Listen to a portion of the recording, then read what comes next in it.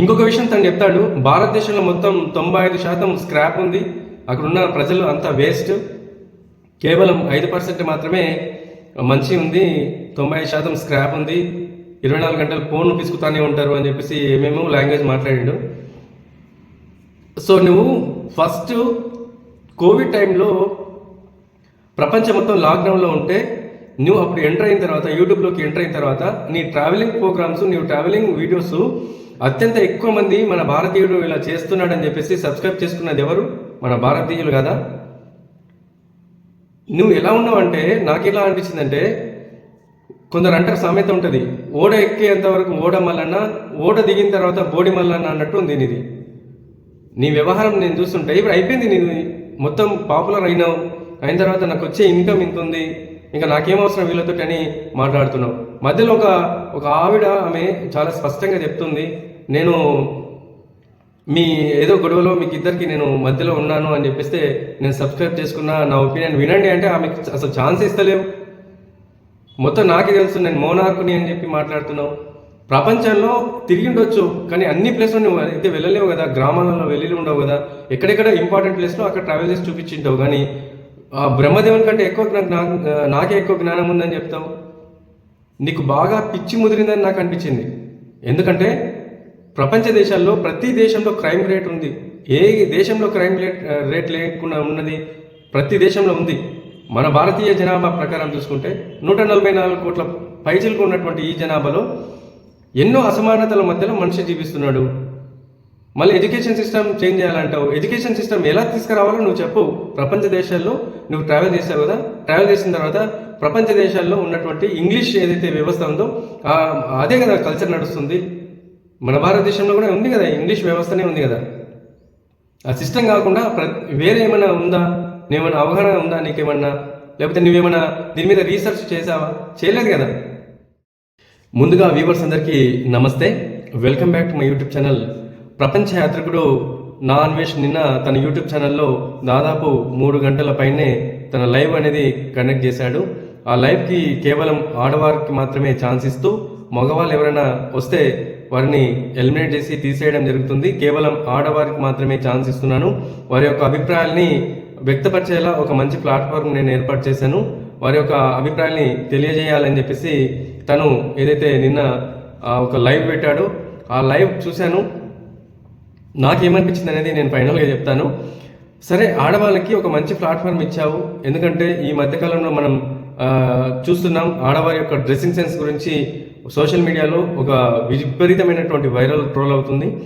So దాని మీద ఆడవారి యొక్క ఒపీనియన్, వాళ్ళు అభిప్రాయాలు తెలియజేస్తారేమో, వారి యొక్క హక్కుల గురించి తెలియజేస్తారేమో నేను అనుకున్నాను. తను ఎవరికి మాట్లాడే ఛాన్స్ కూడా ఇవ్వలేదు. పైగా తను పెట్టిన లైవ్లో ఆడవారు ఉన్నారు కదా, ఈ లైవ్లో కేవలం ఆడవారు మాత్రమే ఉన్నారని సోయి లేకుండా ఏవంటే బూతులు మాట్లాడాడు.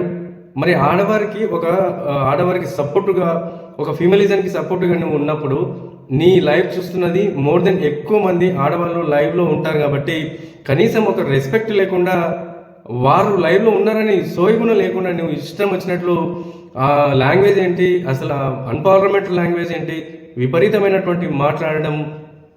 నాకైతే అసలు ఈయన ప్రపంచ యాత్రికుడు 195 దేశాల్లో దాదాపు 125 దేశాలు నేను ట్రావెల్ చేశాను, చూశాను, అక్కడ ఉన్నటువంటి ప్రాంతాలన్నీ నేను విజిట్ చేశాను, అందరికీ ఎక్స్ప్లోర్ చేసి చూపించాను అని తను ఏదైతే చెప్పాడో విషయ పరిజ్ఞానం అస్సలు లేదని నాకైతే అనిపించింది. ఎందుకంటే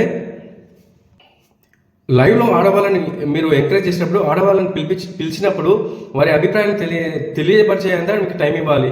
మళ్ళీ ఏమంటాడు, 3 గంటలు ఏంది, నేను 10 గంటలైనా లైవ్ పెడతాను, అంత ఖాళీగా ఉన్నాను అని తను చెప్తాడు. ఇంకోటి తను నాకు ఇట్లా అనిపించిందంటే, ఒక డబ్బాలో రాళ్ళేసి గలగల అని ఊపితే ఎలా సౌండ్ వస్తుందో తనే మాట్లాడుతున్నాడు, కానీ ఒక్కరికి కూడా వారి యొక్క అభిప్రాయాన్ని తెలియజేసేలా ఛాన్స్ ఇవ్వలేదని నాకు అనిపించింది. ఈయనేమంటాడు, ఇంకోటి మన గుడులపై ఉన్నటువంటి శిల్పాల గురించి అశ్లీలత ఉంది, అశ్లీలత ఉన్నటువంటి శిల్పాల గురించి మీరేం మాట్లాడారు, బయటికి ఎట్లా కంఫర్ట్ ఉన్నటువంటి బట్టల్లో లేడీస్ వచ్చినప్పుడు సీర కట్టుకోండి, శారీ కట్టుకోండి అని మీరు ఎట్లా చెప్తారని అతను అంటాడు. అసలు మన భారతీయ సంస్కృతి ప్రపంచ దేశాలలో ఒక్కొక్క దేశానికి ఒక్కొక్క కల్చర్ ఉంటుంది. ఆ కల్చర్కి అనుగుణంగా వాళ్ళు బ్రతుకుతుంటారు. తనేమో బ్యాంకాక్లో ఉన్నాడు. బ్యాంకాక్లో ఉన్నటువంటి అతని అక్కడున్న కల్చర్ని రిప్రజెంటేషన్ చేస్తూ మన ఇండియాలో ఉన్నటువంటి ఆడవారు ఇలాగే వాళ్ళు కంఫర్ట్గా డ్రాయర్స్ వేసుకోండి, నిక్కర్స్ వేసుకోండి, మీకు టీషర్ట్స్ వేసుకోండి అని ఎంకరేజ్ చేస్తే హక్కు తనకెక్కడిది. ఇంకొక విషయం ఏంటంటే ఒక్కొక్క దేశానికి ఒక్కొక్క సంస్కృతి సాంప్రదాయాలు అనేది ఖచ్చితంగా ఉంటాయి. కానీ ప్రపంచ దేశాల్లో అత్యంత ఎక్కువ పెద్ద సాంప్రదాయ విలువలు కలిగి ఉన్నటువంటి దేశం మన భారతదేశం. మన భారతదేశంలో ఉన్నటువంటి సాంప్రదాయ విలువలు ప్రపంచంలో ఎక్కడ కూడా లేవు. మన దేశంలో ఉన్నటువంటి విలువలు సాంప్రదాయాల్ని వేరే వేరే దేశాల్లో వారికి అనుగుణంగా కొన్ని తీసుకొని వారి జీవితంలో మలుచుకోవడం జరిగింది.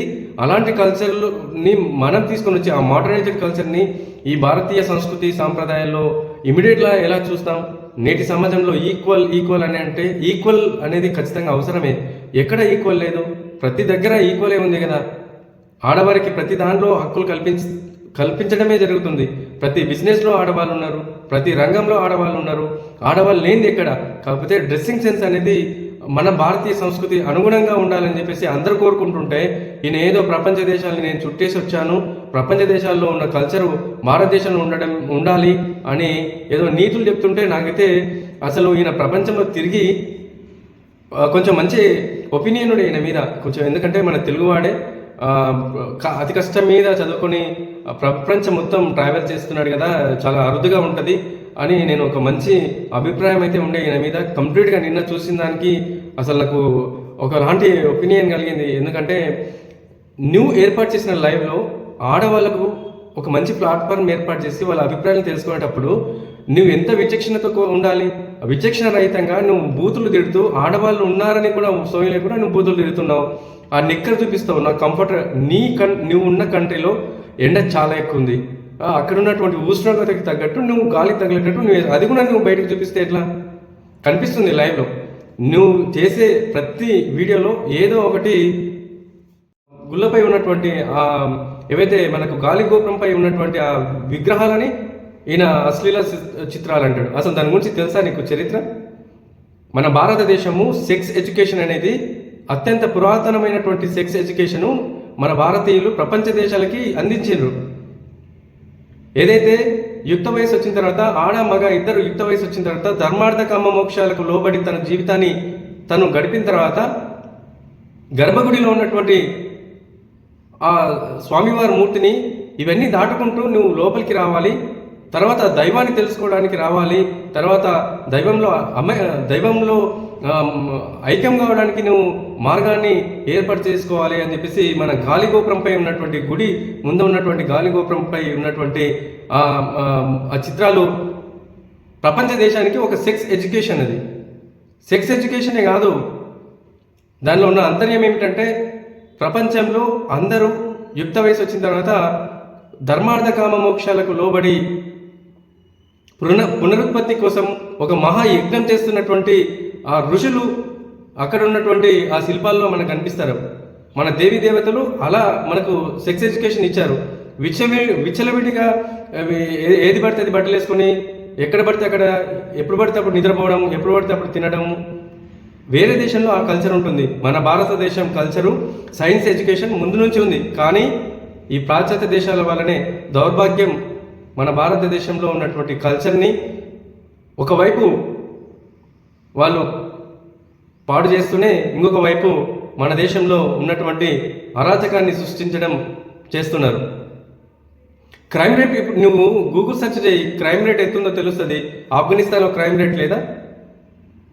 వెనిజులాలో లేదా క్రైమ్ రేటు? నువ్వు పోయి వచ్చినావు కదా, నువ్వు ట్రావెల్ చేసి వచ్చినావు కదా, అవన్నీ అత్యంత ఎక్కువ ఉన్న క్రైమ్ రేట్ అవి మన భారతదేశంలో ఉన్నాయి. కానీ మన భారతదేశంలో ఎవరు చేస్తున్నారు క్రైమ్? ఎవరు అలాంటివి ప్రోత్సహిస్తున్నారు? ఇప్పుడు ఎవరో ఒకరు మానభంగం చేస్తే మన భారతదేశంలో ఉన్న వ్యక్తులు అందరూ ఆయనకు సపోర్ట్ చేస్తారా? ఇది తప్పని ఖచ్చితంగా ప్రతి ఒక్కరు చిన్న నుంచి పెద్ద వరకు అందరూ తప్పని ఖండిస్తారు కదా. నువ్వు 95% స్క్రాప్ ఉంది భారతదేశంలో అని చెప్తావు సిగ్గు లేకుండా. మన భారతదేశంలో ఉన్నంత గొప్ప సంస్కృతి సాంప్రదాయాలు ఏ దేశంలో లేవు. కాకపోతే ఆ విలువలు అనుగుణంగా మనిషి బ్రతకడం లేదని తెలుసుకోవాలి. ఏదో ఇష్టం వచ్చినట్లు వేరే దేశంలో ఉండి భారతదేశం మీద ఇష్టం వచ్చినట్లు మాట్లాడితే ఇక్కడ ఉన్నటువంటి స్త్రీ పురుషులు నీకు స్క్రాప్గా కనిపించారా? ఇక్కడ ఉన్నటువంటి గ్రంథాలు పురాణాలు చదివానన్నావు, మహాభారతం మొత్తం కంప్లీట్ చేశానన్నావు. అలా చెప్పొచ్చా? ఒక మహాభారతం పూర్తిగా కంప్లీట్ చేసేంత ఇది ఉందా? శ్లోకాల్ని ఒక్కొక్క పాయింట్ దాన్ని అర్థం చేసుకోవడానికి ఎంతో జ్ఞానం ఉండాలి, ఎంతో రిఫరెన్స్ కావాలి దానికి. మొత్తం చెప్పేసిన నేను అంటే ఏదో సినిమా స్టోరీ లాగా చెప్తే అయిపోతుంది. ప్రపంచంలో అత్యంత ఎక్కువ నేను జ్ఞానవంతునని నువ్వు నీ ఫీలింగ్ అది. నేను అంతా తిరిగినా ఎవరిని చేత కాదు, నేనే తిరిగినా అని ఫీలింగ్ అది. నేను కూర్చున్నా సరే నాకు డబ్బులు వస్తాయి, సబ్స్క్రైబ్ ఇంతమంది ఉన్నారు అని చెప్పేసి నీ పొగరు. నాకైతే ఓవరాల్గా నాకు ఏమనిపించిందంటే, నువ్వు ప్రపంచ యాత్రికుడు, భారతదేశంలో ఉన్నటువంటి ఎలాంటి ఈ సమస్యల్ని ఎలా అధిగమించాలని నువ్వేమైనా రిప్రజెంటేషన్గా నువ్వు ఉంటావా, దీని గురించి ఏమైనా చెప్తావా అనేది వెయిట్ చేస్తుంటారు. 3-4 గంటలు నీ లైఫ్ చూడాలంటే అందరు ఖాళీగా లేరు. నువ్వేమో ఫోన్ ఫిసుకుతూనే ఉంటారు, రీల్స్ చూస్తుంటారు అని అంటారు. ఒక వ్యక్తి ఇన్ఫర్మేషన్ మనకు షేర్ చేస్తున్నాడంటే అందులో ఎంతో కొంచెం అవసరం యూజ్ అవుతుందా అని చెప్పేసి చూస్తాడు, అంతేగాని నువ్వు చూసే వాళ్ళంతా ఫుల్స్ లెక్క కనిపిస్తున్నారు నీకు. సంస్కృతి సాంప్రదాయాలకు విలువనివ్వాలి. ఏ దేశంలో అయినా సరే ఖచ్చితంగా క్రైమ్ అనేది ఉంటుంది. క్రైమ్ లేని దేశం ఏది లేదు. కాకపోతే మన భారతదేశంలో ప్రాచీన దేశంలో ఉన్నటువంటి ముందు మద్యపానాన్ని నిషేధించమని చెప్పండి. డ్రగ్స్కి అలవాటు పడుతున్నారు చిన్న పిల్లలు, 3rd క్లాస్ ఉన్న పిల్లలు డ్రగ్స్కి అలవాటు పడుతున్నారు. ఈ కల్చర్ ఎక్కడిది? మన భారతదేశంలో డ్రగ్స్ తయారవుతుందా? వేరే దేశం నుంచి తీసుకొని వచ్చిందే కదా. ధూమపానం మద్యపానంతో అసాంఘిక కార్యక్రమాలు జరిసి మానసికమైనటువంటి ఒకలాంటి క్రూరత్వంతో చిన్నపిల్లలపై అగత్యాలు చేస్తున్నారు. అంతేగాని నువ్వు పూర్తిగా హిందువులు చేస్తున్నారు, 60,000 రేపులు చేశారు, ఇవి లీగల్గా ఉన్నాయి, ఏవేవో చెప్తున్నావు. నీకు రెస్పెక్ట్ ఉండే, కానీ అది అన్ఫార్చునేట్గా నువ్వు కోల్పోయేటట్టు చేసావు. ఎందుకంటే నేను ట్రావెల్ చేసిన తర్వాత అక్కడ ఉన్న ఇన్ఫర్మేషన్ని మనకు అందిస్తామేమనుకున్నా, కానీ ఎంటర్ మన భారతదేశంలో ఉన్న అందరినీ నువ్వు ప్రపంచవ్యాప్తంగా ఒక స్క్రాప్ కింద గుర్తిస్తావని నేను అనుకోలేదు అసలు. ఇక్కడ ఉన్న ప్రజలు నీకు స్క్రాప్ కింద కనిపిస్తారా? అవునండి, ఇక్కడ ఉన్నటువంటి మౌలిక వసతులు సరిగ్గా లేవు. ఎందుకంటే పాపులేషన్ ఏమో పెరిగింది. ఇక్కడ ఉన్నటువంటి సిస్టమ్ బాగలేదు. సిస్టమ్ బాగాలేనప్పుడు నువ్వు సిస్టమ్ని కొంచెం మెరుగైనా నువ్వు కొన్ని ప్రపంచ దేశాలు తిరిగి వచ్చినావు, అవి చెప్పాలి. అవి ఇచ్చిపెట్టి స్క్రాప్ ఉంది, ఇక్కడ దేశంలో స్క్రాప్ ఉంది అని చెప్పేసి వాగుతుంటావు. అవసరమా? గుడి గోపురాల మీద ఉన్నటువంటి వాళ్ళు యజ్ఞాన్ని పూనుకొని ఆ యజ్ఞ కార్యక్రమాన్ని ప్రత్యుత్పత్తి వ్యవస్థ సిస్టమ్ని యజ్ఞం రూపంలో మనకు అందిస్తే, మన పూర్వీకులు మన సనాతనం వాళ్ళు మనకు ఒక ఇప్పుడంటే ఆన్లైన్లో ఉంది సెక్స్ ఎడ్యుకేషన్, ప్రతి ఒక్కరికి విచ్చలవిడిగా తెలిసిపోయింది. పూర్వీకులు గాలి గోపురం దాటుకుని లోపలికి వస్తున్నామంటే దైవానికి దగ్గర అవ్వాలి. ఇవన్నీ ఒక వయసులో ఒక ధర్మ కార్యక్రమం చేసి తర్వాత ముక్తి పొందడానికి ఇవి దాటుకుంటూ దేవుని దగ్గరికి రావాలి అని చెప్పేది ఒక గొప్ప సంస్కృతి, మన భారతదేశ సంస్కృతి. దానికి దీనికి ముడి పెడతాడు. ఇప్పుడు ఆ గాలి గోపురాలకి అలాగే ఈ డ్రెస్సింగ్ సెన్స్ గురించి ముడి పెడతారా? ఎంత అవివేకం, అజ్ఞానం. భారతీయ సంస్కృతి గొప్పది అని నువ్వు తెలుసుకుంటావు అతి తొందరలో. తెలుసుకోవాలని కోరుకుంటున్నాను. సో ఫైనల్గా ఇది వాటి video. So my dear friends, ఈ వీడియో పట్ల మీకు ఉన్నటువంటి అభిప్రాయాలు కామెంట్స్ రూపంలో నాకు తెలియజేయండి. నేను ఎందుకంటే అవినాష్ మీద నాకేం కోపం కాదు. ఆయన ట్రావెలర్గా నేను ఫస్ట్ స్టార్టింగ్లో 2000 ఏదో కరోనా టైంలో ఆయన ఫస్ట్ వీడియోని అప్పుడు చూశాను. మన తెలుగువాడి ట్రావెలర్ అని మంచి గౌరవపడ్డాను. అట్లా నేను కూడా ట్రావెల్ చేస్తే బాగుండేమో అనిపించింది. కానీ తను ఏదైతే ఓడ ఎక్కేంత వరకు ఓడ మల్లన్న, ఓడ దిగిన తర్వాత బోడి మల్లన్ననే అలాగే తన వ్యక్తిత్వం కనబడుతుంది. సో నాకైతే అస్సలు నచ్చలేదు. ఎందుకంటే ఆడవాళ్ళకి ఒక రిప్రజెంటేటివ్గా ఆడవాళ్ళపై జరుగుతున్న అన్యాయాలపై నేను న్యాయంగా నేను వెనుక ఉంటా అని అన్నటువంటి వ్యక్తి ఆడవాళ్ళు చూస్తున్నారు, లైవ్లో కంప్లీట్గా ఆడవాళ్ళే ఉన్నారు, కానీ తను బూతులు మాట్లాడుతున్నాడు. ఏం సంస్కృతి? పాశ్చాత్య దేశంలో ఉన్నటువంటి సంస్కృతి తను విచ్చలవిడిగా మాట్లాడడం. ఒక్కటైనా కరెక్ట్గా ఒక్క స్త్రీనైనా సరిగ్గా నువ్వు తల్లిలాగా భావించావా? ఎదుటి వ్యక్తిని తల్లిగా భావించవు, ఏదేదో మాట్లాడుతున్నావు. తల్లిలాగా భావించు. ఫస్ట్ నువ్వు ఏజ్ ఉంది కదా, ఇప్పుడు వేరే దేశంలో ఉన్న సెక్స్ కల్చర్ని నువ్వు అలవాటు పడలేదా? అలా చేయలేదని ప్రూవ్ చేసుకో. పెద్దగా లాగ్ అవుతుంది ఇది. సో ఇక్కడ సో మై డియర్ ఫ్రెండ్స్, ఇది ఫైనల్గా ఇది వాటి వీడియో. ఈ వీడియోని ఇక్కడి వరకు వాచ్ చేసినందుకు మీ అందరికీ నా కృతజ్ఞతలు తెలియజేస్తున్నాను. నాకు అవినాష్ మీద వ్యక్తిగతమైనటువంటి ఆరోపణలు చేయడం ఇష్టం లేదు. వ్యక్తిగతంగా ఆయన నాకు మా ఇద్దరి మధ్యలో ఏం లేదు. కాకపోయినా నాకేమనిపించిందంటే భారతదేశంలో ఉన్నటువంటి 99% స్క్రాప్ అన్నాడు. అప్పుడు నాకు చాలా బాధ అనిపించింది. సో అందుకే నేను ఈ వీడియోని అప్లోడ్ చేయదలుచుకున్నాను. మీకు ఈ వీడియోని చూసిన తర్వాత మీ అభిప్రాయాన్ని కామెంట్ సెక్షన్లో నాకు తెలియజేస్తారని ఆశిస్తున్నాను. నేను ఒక చిన్న యూట్యూబర్ అయినా పెద్ద యూట్యూబర్ అయినా సరే ఎందుకు చెప్తున్నానంటే ఎంత ఎదిగినా ఒదిగి ఉండాలని చెప్తుంది మన సమాజం.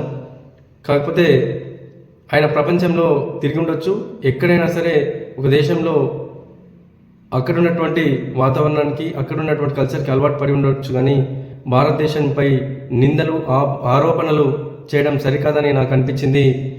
సో ఇక్కడితో నేను ఈ వీడియోని ఎండ్ చేస్తున్నాను. నమస్తే, జై హింద్, జై భారత్.